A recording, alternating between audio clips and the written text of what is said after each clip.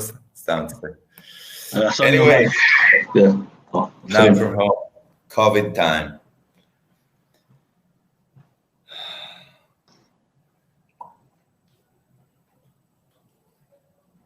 Hey guys, welcome back. What a great session was BJ. I don't know what you guys, I was totally blown away. In this session, we have straight from New York City, Guy Franklin, the guy that built Mapped in Israel and then was relocated by Ernest & Young to New York to become one of the most networked people by building Israelis Mapped in New York before you moved to Sosa, correct? Yes, I created it while I was in EY. And by the way, that's exactly what happens. When you build communities, you become a super networker. You connect people, you create value in the world, and people start getting noticed. And even if you're an accountant, sorry, I'm also an accountant from KPMG, so I was never really an accountant. I was always in management consulting and the advisory. But that's the thing. Guy never stopped investing his time in helping people and connecting people and creating that platform. And it became like his second profession, Mapped in Israel, and then Israelis Mapped in New York.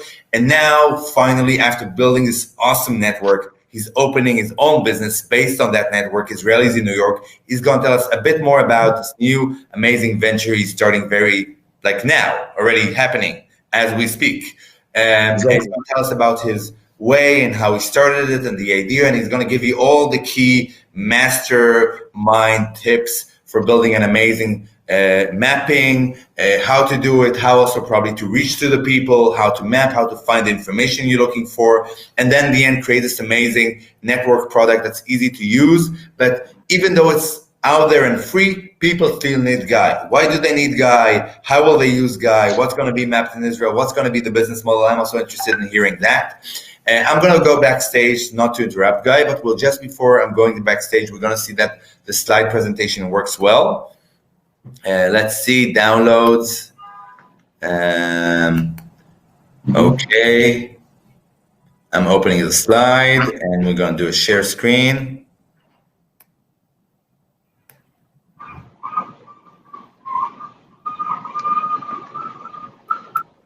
Okay. Can you see the slideshow?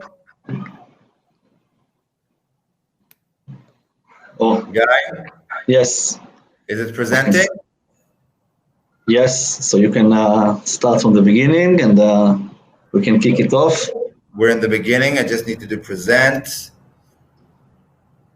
Oh, amazing. So, so thank you, Mike.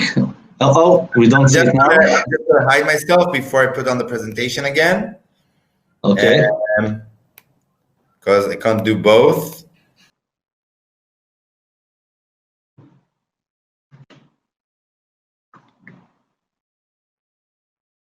Okay, I don't see the presentation yet, Mike.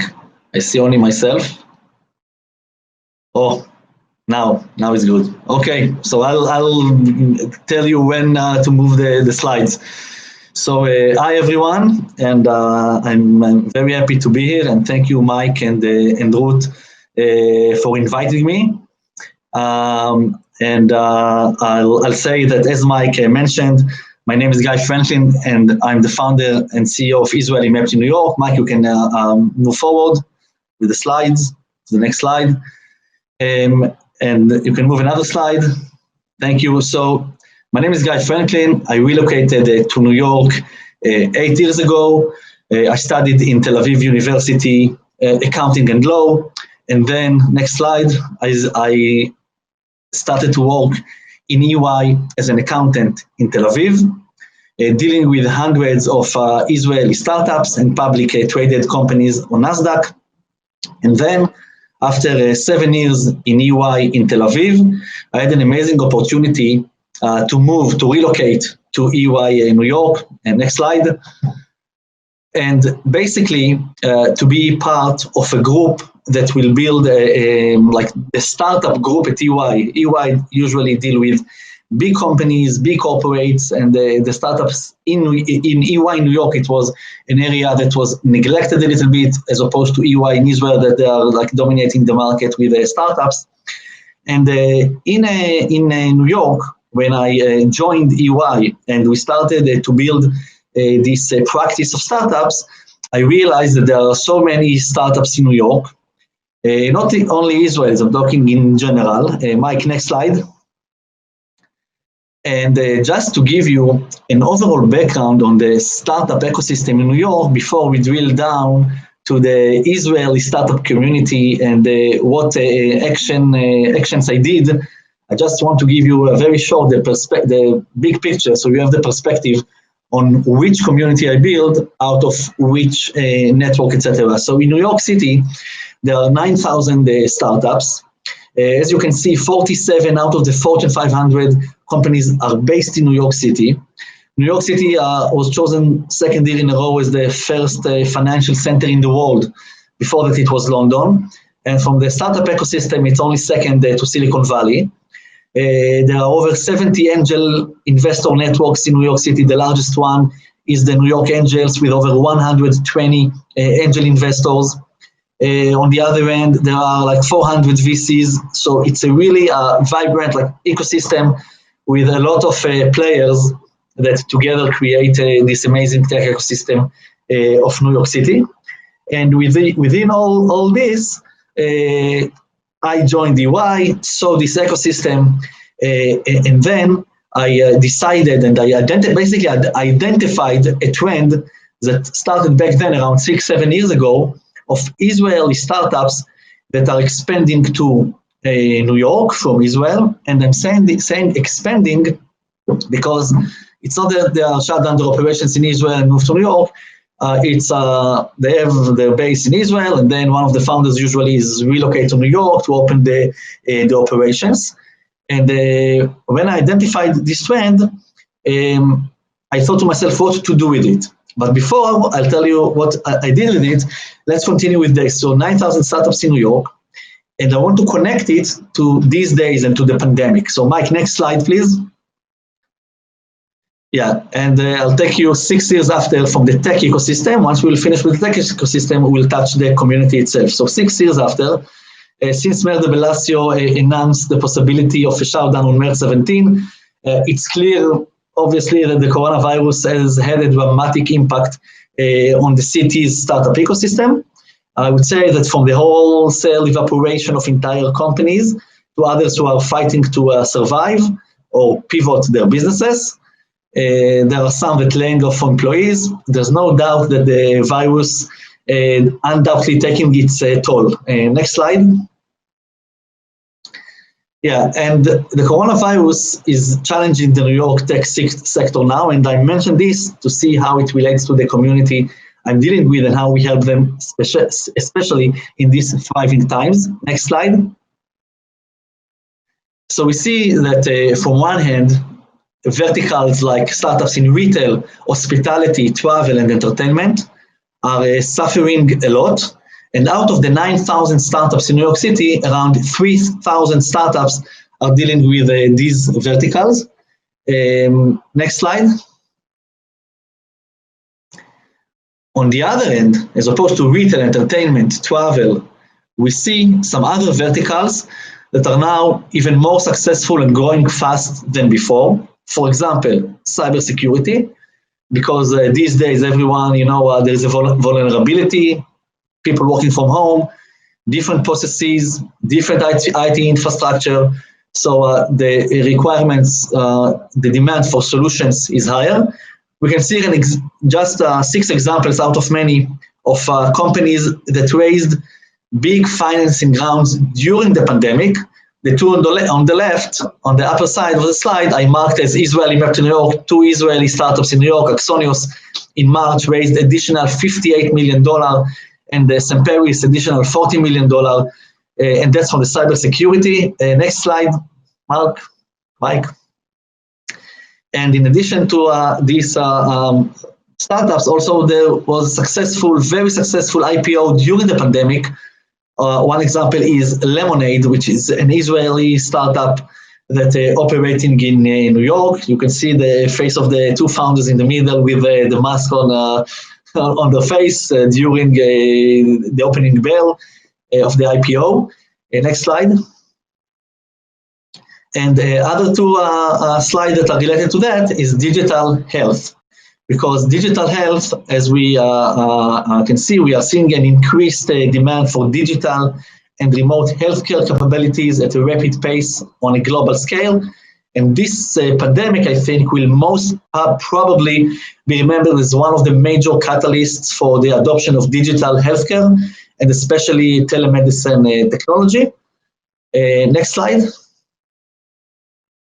And also companies that did some pivot in their product during the pandemic. For example, PathSpot can scan restaurant employees' hands and detect pathogens to prevent viral illness. So now it's served for the coronavirus. So, and some other companies that did some shifting in their products. Next slide. Okay. That was a short overview on the tech ecosystem in New York. And with all these amazing numbers of 9,000 startups, and as mentioned, when I relocated here to EY in New York, and I started to meet more and more Israeli founders, and I saw that they are not connected to each other. I met some founders through the daycare of my son, some others through mutual friends, some others live in downtown, some others live in uptown, and I felt that they are not connected to each other because I asked them the questions, and when I was in EY, it was kind of a junction that I met all of them.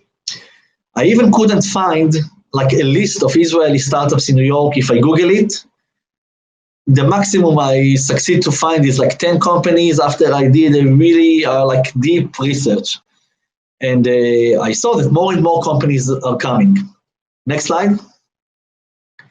So I decided to map the Israeli startups and not to put it on a boring list, but really to create a community through an interactive platform and actually a map, which will visualize all of them together.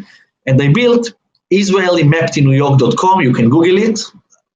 And when I launched the platform, there were only 60 Israeli startups in New York. But also to get into the 60, it took me like a few weeks with so many calls and research. And when I had the 60, I put them on a map. Next slide. This is how the platform looks like, israelimappedinNewYork.com. I put it on a map to visualize it, to show where the companies are focused, if it's in Union Square or in downtown, near Wall Street, if you're familiar with New York City. And when I put the 60 Israeli startups on the map, and around it I created a community, which I will touch in a few minutes, something amazing happened. Because everyone wanted to be on the map. So if I found 60 companies, in a week after I launched the map and promoted it everywhere in the tech ecosystem in New York City and in Israel, additional around 30 Israeli entrepreneurs that no one knows that they exist. Some of them work from home, some of them still were in a bootstrap mode, working from different small offices. All of them wanted to be on the map, like, on the map and on the map, like literally. And they reached out to me, please add us to the map. So a few weeks, I would say, let's say a month after I launched the map, there were around 100 Israeli companies on the map.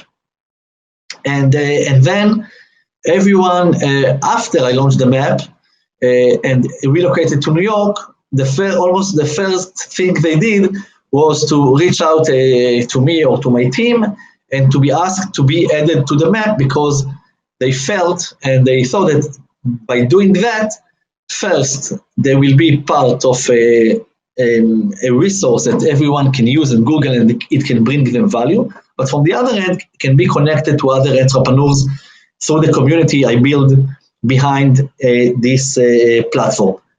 Okay, next slide. So when I built this platform and community, first I asked, what are the goals in building my community? And I don't know how many of you are running communities, but that's the first question you have to ask. What are your goals in building your own community? Because that's, I would say, like almost the first thing when you build a community is most important. And I'm not just giving you the theory on how building a community.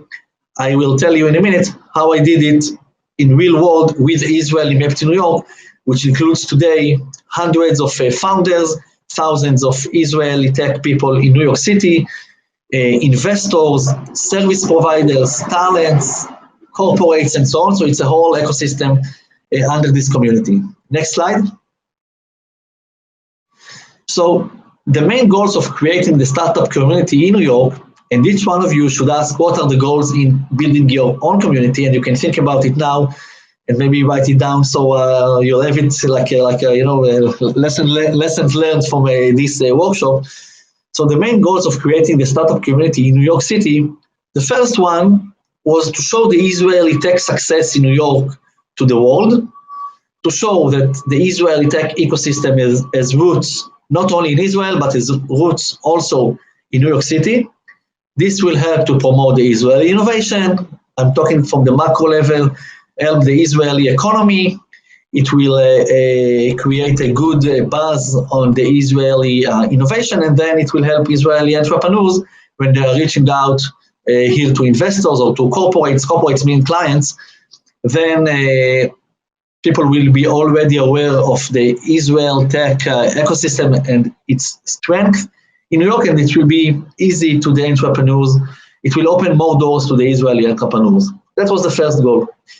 The second goal was to connect the entrepreneurs to each other and to local players in the tech ecosystem in New York. For example, investors, corporates, media. This is very important also. I will touch it in one or two sentences. The media, there are so many startups here from all over the world, and companies want to be covered in CNN and then Forbes and Bloomberg and so on. And one of the goals of the platform was to build the cluster of companies, let's say around Israeli startups dealing with prop tech or Israeli startups dealing with digital health, and to create a group of startups and bring this to Forbes or CNN. And when they reach out to me, these publishers, I always promote the Israeli startup, and I'm suggesting let's do an article about like the 10 Israeli prop tech companies in New York, and then there is a story. So that was also one of the goal, to connect the entrepreneurs to different local players in the tech ecosystem, with the focus of investors and corporates, I would say. And the third goal of creating the startup community in New York was to serve as the main resource to unique opportunities as relates to partnerships, media exposure as mentioned, career, and more. Because it's not only entrepreneurs, it's also people that are looking for a job. So the career opportunities within the tech community are there. Partnerships, meaning that we can through Israeli Map to New York, they can get access to corporates, to leads, to sales leads, and to business. That's basically one of the things that people are looking for when they are in a community like this of tech community in New York City. Next slide. So that's, until now, it was what are the goals of building a community. But you can build a community, but you need members to bring to the community in order to be, so it will be a successful community. So we don't need only the goals. So now we'll touch what are the reasons for the members to join your community. So after I knew what are the goals, I thought to myself, okay, now I need members. How can I attract the members? Next slide. And specific in my community, and that's a question you should ask about your community, what are the reasons for the members to join? And this four relates to, I think, almost any community with maybe small adjustments to your community. The community will create value for you. We'll touch each one of those in one slide each in a minute. The community will create value for you is number one. Second, the community fits to your identity. The third one is you know how you can contribute by yourself to the community. It's not that you just participate and do nothing, like just looking from the outside as a viewer. And the fourth one, there is a reward for your participation. And when all these four are combined together, it's easy to bring new members to the community. You don't almost, you even don't need to convince them. They reach out to you and ask how I can join the community, what I can do, how I can get help, and it's like work like magic once you follow these four rules. So, and next slide. Okay. Sorry. Sorry. So the first one is the community will create a value for you. And in Israeli Map to New York, there are three. There are more, but I focused here on three personas. The first one is an entrepreneur. For an entrepreneur, the community will create value for him through a better starting point for his startup. Meaning, if he is relocating to New York, he doesn't have to start everything from scratch. He can ask other entrepreneurs on how to build operations, which office to take, how to hire the first person on ground, instead of do everything from scratch. So that's why that's a value for an entrepreneur. Another thing is learn from others' mistakes. Every entrepreneur did so many mistakes when he's starting a new business in new remote location.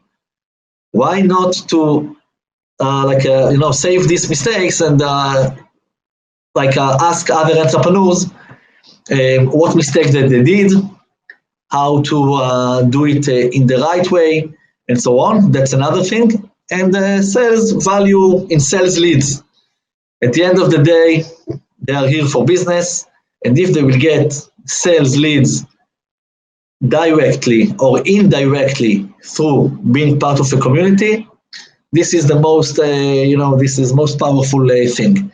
For an investor that is also part of our community here in New York, they get leads for startups, leads for deal flow, leads for, for great entrepreneurs. They see which are the new companies that are joining New York, who raised money. They can meet face-to-face, these days not face-to-face, but online, the founders. So it's a great access for them to the startup community. The other thing is access to data about companies, because in the map there is data on the companies, and I'm providing the investors more data on the startups when they reached out to me and they would like to hear about the team or the product or at what stage the company is, and I'm trying to support and help the companies.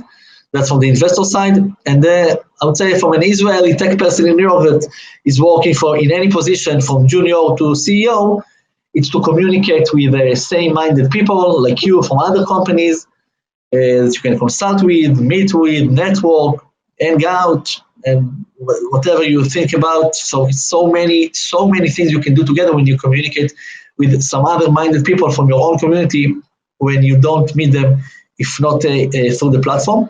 You get access to executives. If you are a junior in a startup company, through the community, you can always have access to other CEOs of other companies, executives. You can meet them with consult. You can even talk about your next position, and so on. And then access to career opportunities. By the way, that was something I was not aware of when I built the community and started with it, but the demand came from the community.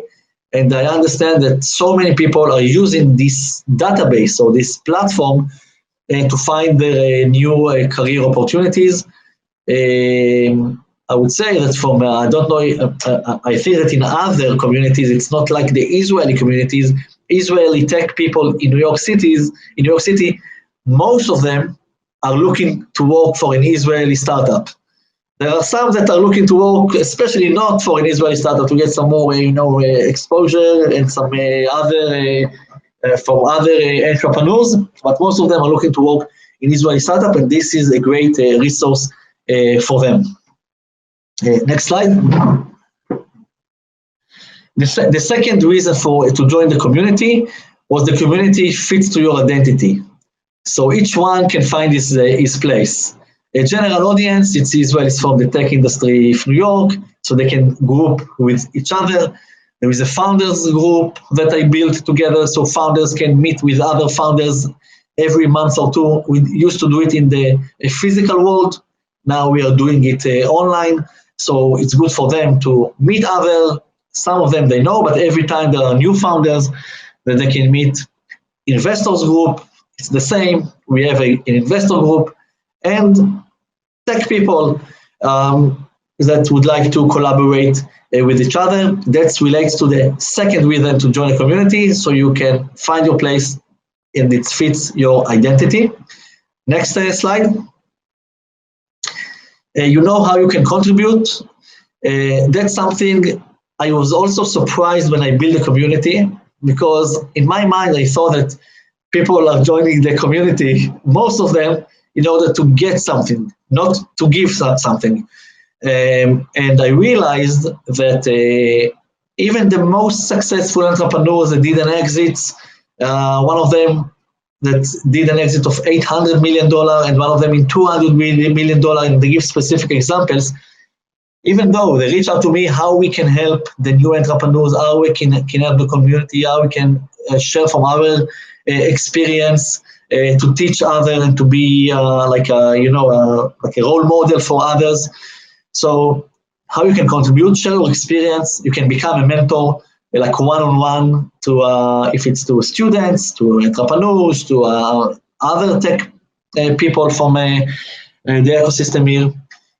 Connect others to your own network, because each person comes with his own network, and people can share their network with each other. That's another way you can contribute to the community.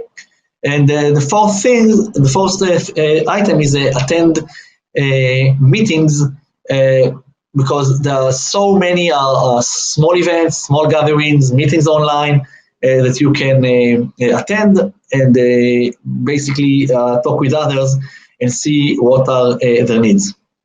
Next slide.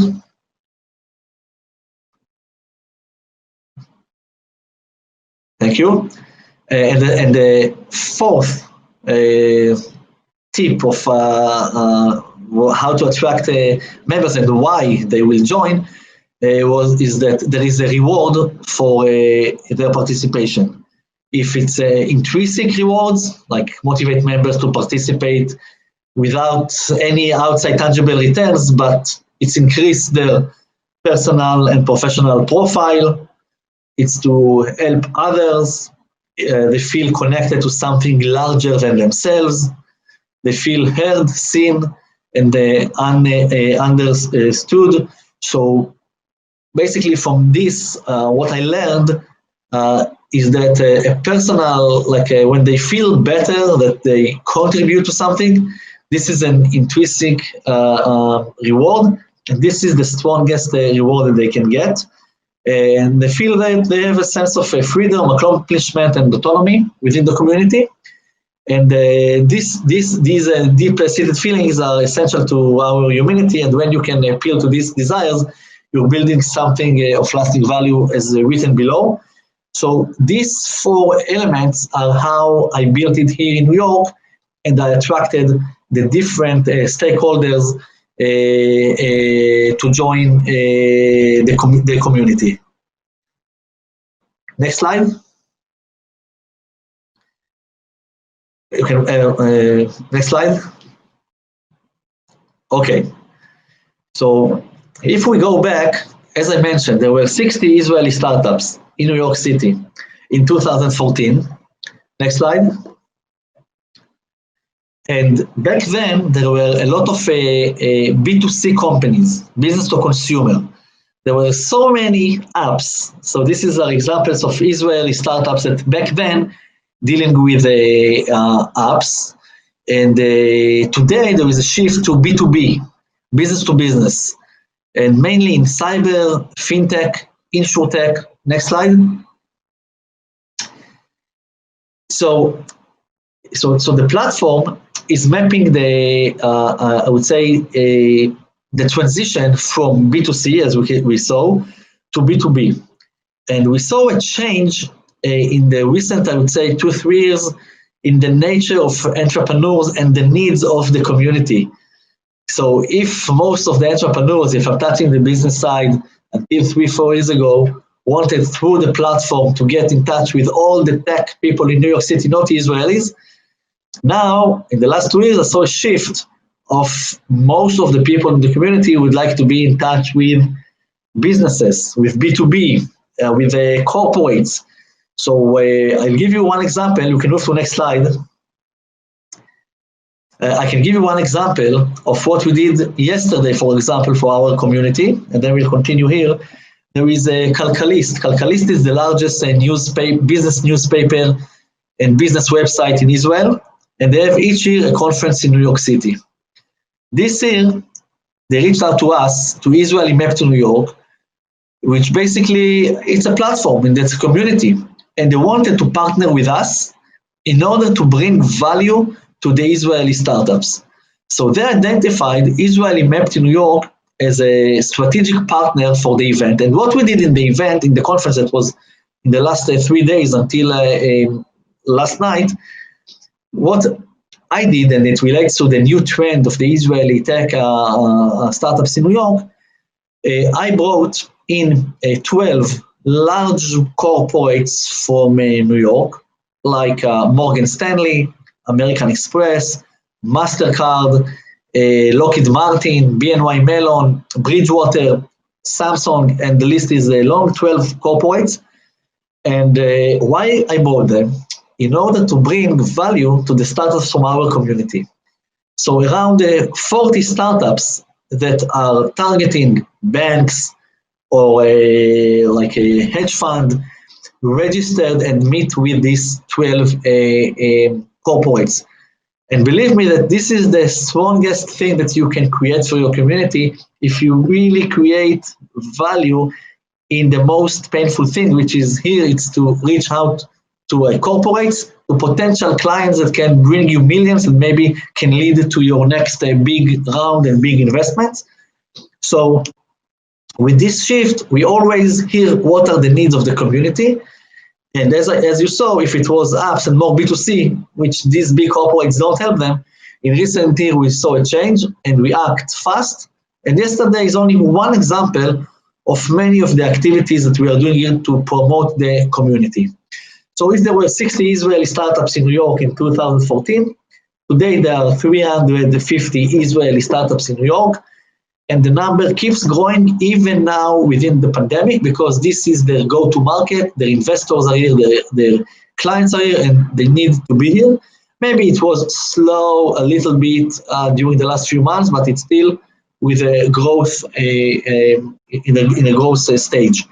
And just as a trivia fact, out of the 350 startups, 10%, 35 out of them were founded by women.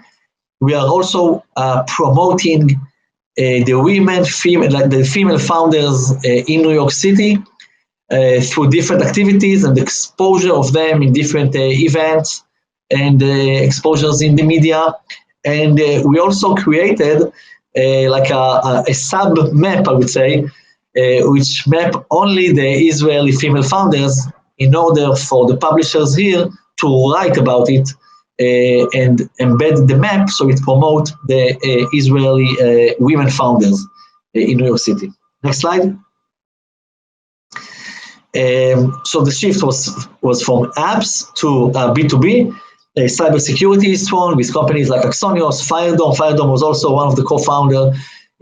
She's a female, her name is Sharon Mirsky, so it's good to see in recent years, I would say, female founders in verticals that we almost haven't seen female founders in cybersecurity and fintech in the past. So it's a good change.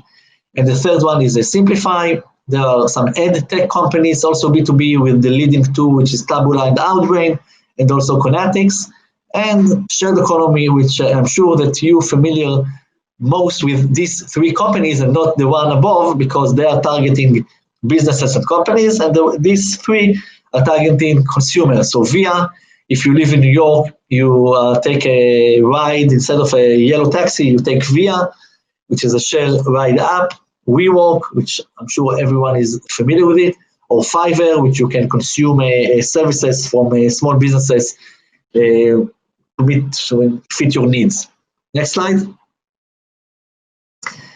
And I would say that the Israeli tech ecosystem is so connected here through the platform, and also without the platform when they are connected on same verticals.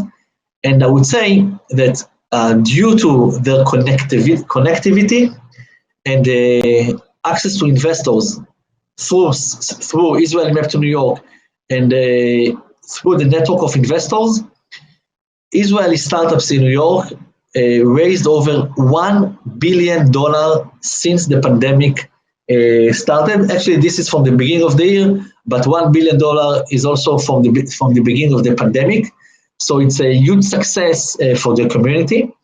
And what we are trying to help these startups after they raised is in hiring employees and get in touch with clients and get in touch with more investors. So we are supporting the companies, and we are in touch with almost all the founders of these startups.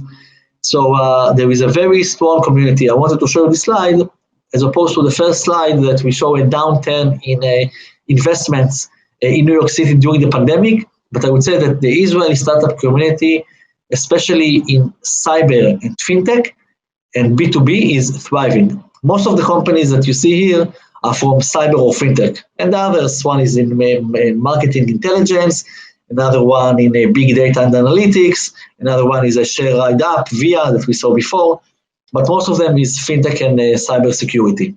Next slide. So how to actually build a community. So we saw the goals that you have to think to yourself, what are the goals, then why the reasons for the members to join. And then we saw what it bring, what value it brings to the members, and how to actually build it. Next slide. So these are 6 steps that I did here in New York. And again, it's not only theory, because here it looks theory, but these are exactly the steps I did in building the startup community in New York. And let's go one by one. So first, it's important for you to curate the first members in the community. You want the first members to be, I would say, like the top entrepreneurs, the top investors, people that others will follow. So when I created the community, I reached out to 10 founders. Some of them were friends, some of them I knew from, as I mentioned before, from the daycare of my son, some of them from work, from Ernst & Young. And I told them, we are building a community of people, and we'd like to support each other. Would you like to become part of it? All of them say yes. And then when we created, and it was like a first event to launch the community with more than one, it was in the physical world, with more than 150 founders and investors, only founders and investors, these 10 were leading the community. So all the others from the small entrepreneurs that just founded now a company and even didn't raise money, to the top CEOs, all of them wanted to be part of it because they saw who are the first members. So creating the first members is important. The second one is build trust. And I wrote here, trust in you, because there is no community yet. You meet one-on-one with the first members. You are telling them what you are building. You're telling them what are the goals, what you want to achieve. And they need to trust you because you're talking about a dream. You're talking about something that you haven't created yet. So you have to build trust with them and to show them what you are doing, and then they will be with you. And even you can ask for advice. So when you ask people for advice, they always want to be part of it. They always want to be part of something. And then bring them together. as I did in the first, I would say, launch event. After a few months that I built the community, I brought everyone together in the offline world. Today you can do it online. But when everyone came together under the umbrella of Israeli Map to New York in a nice gathering, it was here in New York in Bryant Park, in one of the nice venues. By the way, we got the venue, amazing venue, even for free, because I reached out to the owner and he saw what is the goal, and it is community of founders, and he told me it's a great cause, it's a great community, come do it on my account. So people also want to help, always help if there is a great cause behind it. And four, which is very, very important, I should highlight this word in a bold, stickiness, because you can create something, but you should always think about what will do and create stickiness around your community, that people don't want to leave, and even more, want always to be next to the activities and what happened now, and what are the opportunities, and what's going on, and what's new. And it's basically to promote interactions under your umbrella. For example, what we did with Calcalist, the conference yesterday, was promoting under Israeli Map to New York interactions between startups and between corporates. That's one example. Other example is that we have in partnership with some publishers a weekly column feature in newspaper and in websites featuring startups for the community. So that's also under our umbrella. So you bring value on and on, like on an ongoing basis to the community. That's very important. That also relates to number 5, bring ongoing opportunities to the members. Always think about the next step, like I built an annual plan with activities for each month, and then I see what's going on an annual level. And 6 is represent the community, meaning that the companies and the startups and the founders and everyone that's in the community know that you are almost like their ambassador, I would say. When you are talking to government officials and you promote the community, when you are talking to media, and outlet resources, newspapers, and business websites that cover the community, always represent the community, try to bring also people from the community in order to promote them through your platform. And it's a win-win for everyone, like really for everyone enjoy from the fruits of a successful community. Next slide. So if we look from the back, the Israeli tech ecosystem expanding to the world, and there are local communities of entrepreneurs. I would say in New York, these are the main ones. In Israel, obviously, in New York, in Boston, LA, and San Francisco, and these are the main 4 in the US. There is a community, great community in London and Berlin, and in recent years also in China and India. Maybe I should add Dubai, because now with the peace agreement between Israel and Dubai, a lot of Israeli entrepreneurs are now looking for the Emirates market. Maybe this will be, next time I'll present it, I will add this pin on the map. Next slide.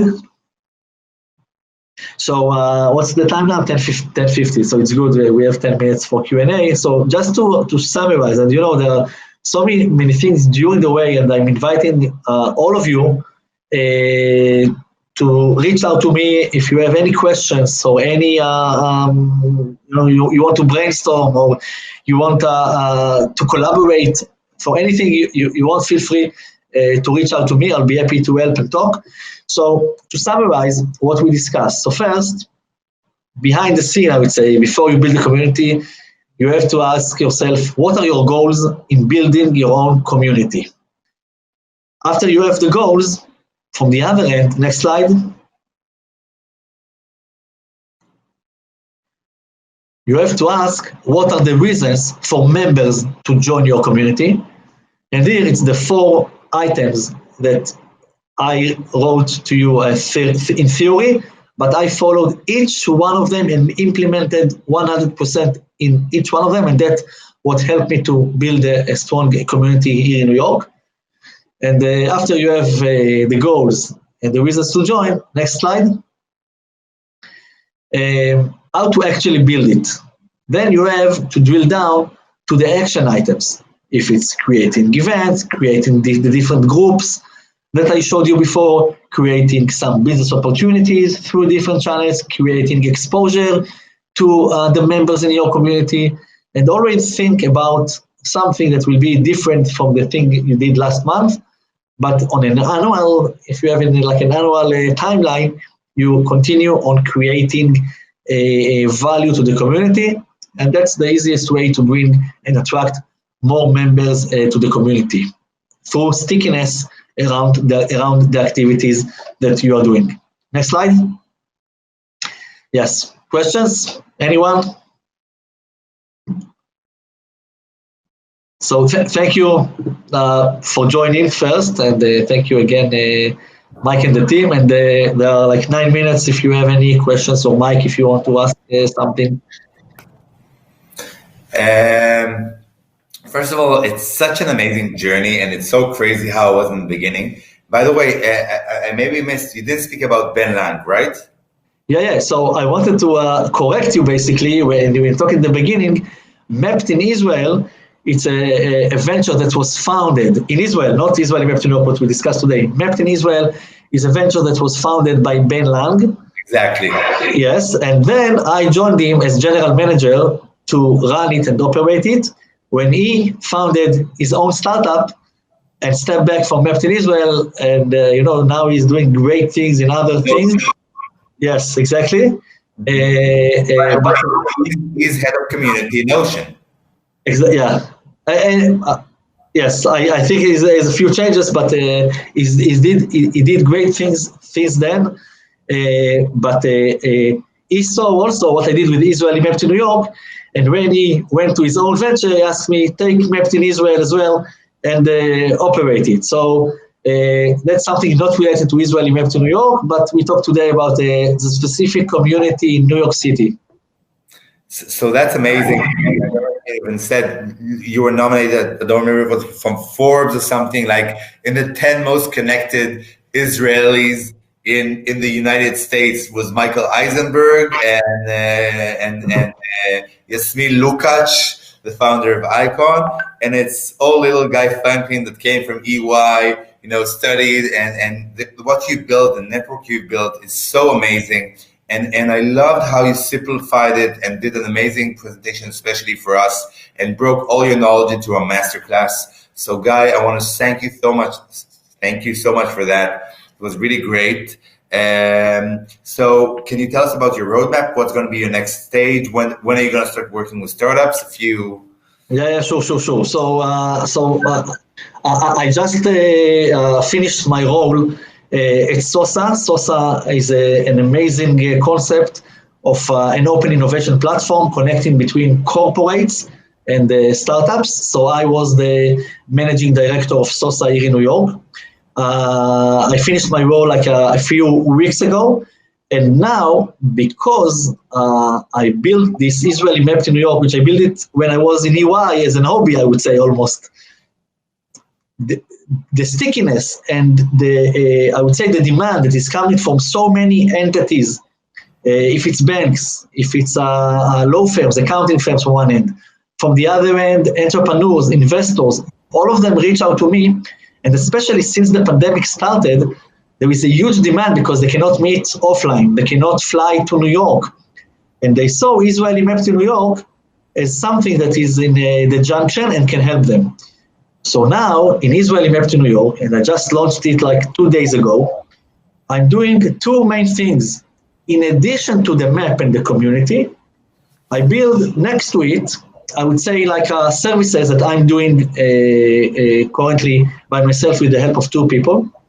And it's to help entrepreneurs, Israeli founders to raise money for investors. It's not only doing intro, it's working with them for a few months. See that the team is good, the product, the go-to-market and everything, and then to reach out to investors here because the founders are not flying to New York. So to take advantage of the network, the massive network that we built under Israeli Mapped to New York, and to help Israeli entrepreneurs, that's from one end. And from the other end, and I can share that it haven't announced yet, big like I would say entities like Bank Leumi, for example. When they heard that I'm starting my own journey, they reached out to me and they told me we want to be partner in Israeli Map to New York because they saw a community of startups. So Bank Leumi is the first partner to sign and join Israeli Map to New York. The second one signed also a few days ago, Meitar. Meitar law firm is I would say it's the largest law firm in Israel dealing with in the tech industry. So they joined also Israeli Map to New York now as a partner. Like, they're like a sponsor, like they're a paying client, I would say.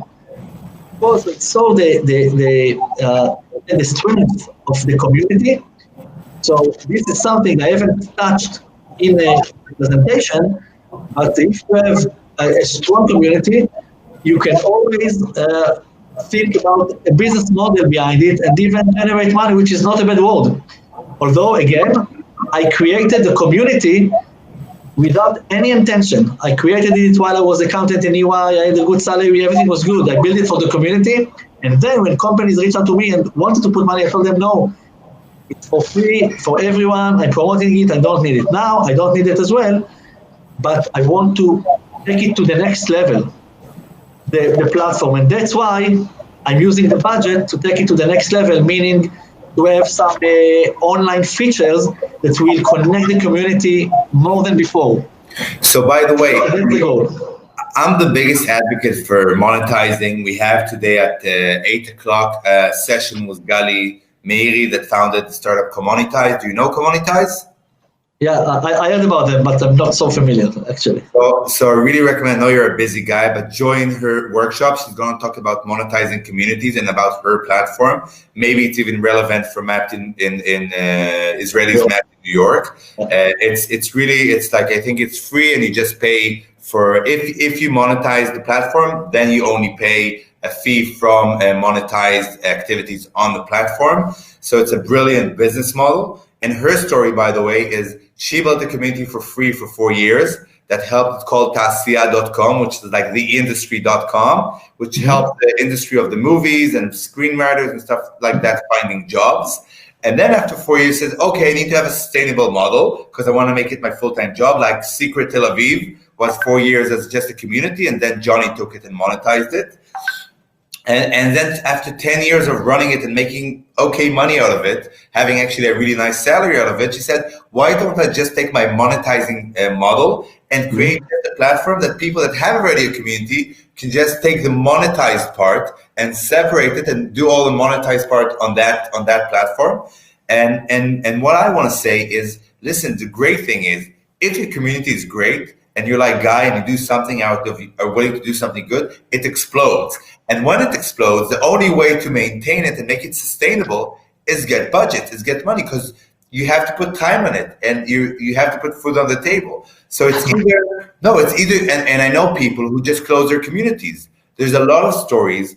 I don't know if you know, $1 million idea. There was a crazy community in Israel on Facebook called the $1 Million Idea. And one called All Answers Are Correct. Got 200,000 people. And they just closed it because they said, okay, I don't want to monetize it. I don't want to ruin it for me. Like, I like to do it without monetizing.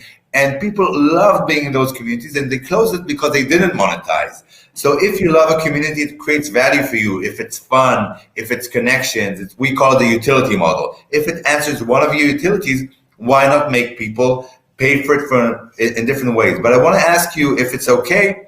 So what does Leumi or other sponsors pay for? To be in a banner in an advertising way, or what's the sponsor about? Yeah, so it includes, like I would say, a few items. First of all, it's what you mentioned, to have like a visualized, like I would say, pin on the map with their activity under ecosystem partners.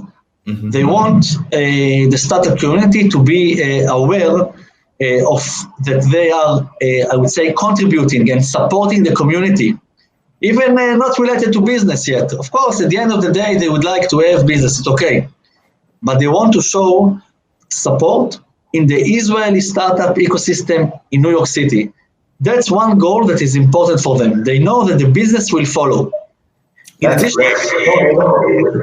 understand that. You don't just invest advertising. It's, by the way, I have a good friend in marketing that he like would talk to me about what we do and said, what you guys are doing is deepening the brand. And that's exactly what you do. It's not just having visibility, it's having depth, it's having a character. It's not just here's Bank Leumi, but Bank Leumi has a character. We're supporters of the ecosystem, and it gives not just awareness, but depth. And I love it. Okay, and the brand gets it. Okay, so that's one thing, visibility. They want everyone to know their depth of the brand, that they're also supporters and they're not just people that do business.